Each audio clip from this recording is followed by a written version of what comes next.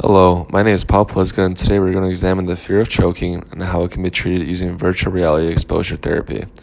The fear of choking is a rather rare phobia, but it can become prominent when a traumatic incident occurs. In this study, Behavioral Treatment of a Choking Phobia by Richard J. McNally, a 30-year-old male named John, is studied to see how he reacts with exposure therapy to a specific phobia. In our case, the patient had a traumatic experience at the age of 16 when he panicked while choking on a fish dinner. He was immediately rushed to the hospital afterwards. A big reason for his anxiety-based panic attack was the thought of his friend choking to death on a hot dog 2 years prior. After experiencing the sensation of choking, the patient stopped eating solid-based foods and transitioned into a liquid and soft food-oriented diet. Foods included soft noodles, soups, and juice.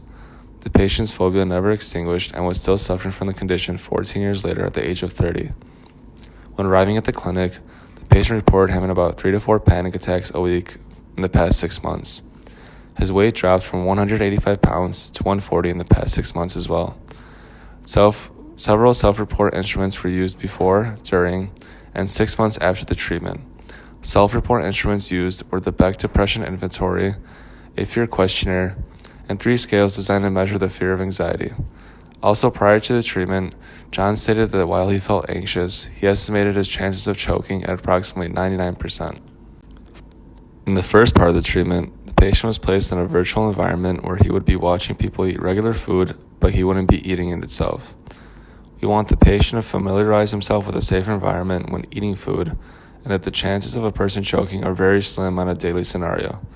Also, the goal is to convince the patient before he puts food in his mouth that he would reflexively cough up any food that might possibly go into his windpipe.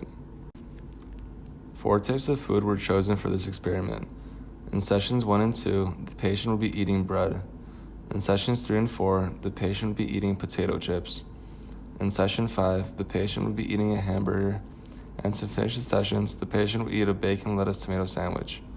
All samples of the foods would be served in bite-sized portions.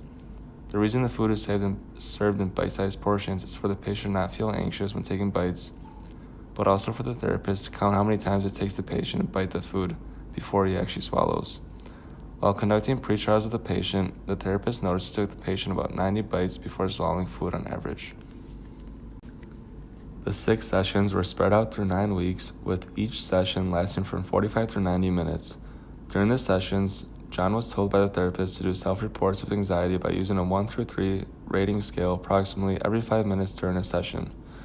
John was also told by the therapist that if he felt uncomfortable to swallow the food after chewing it, he was allowed to spit it out whenever. Once John completed the highest food item, which was the bacon, lettuce, tomato sandwich, his therapy was terminated after good scores from his anxiety test. John was now eating previously avoided foods for the past 14 years at a minimal difficulty after the 9-week treatment. Also, the patient managed to reduce his average chew per bite from 90 to about 10 to 20 chews per bite on average. His general mood had also increased as he was suffering from minor levels of depression from his phobia. After a 6-month follow-up with John, the patient continued to eat previously avoided foods at home and in public. Also, his anxiety was very minimal when eating.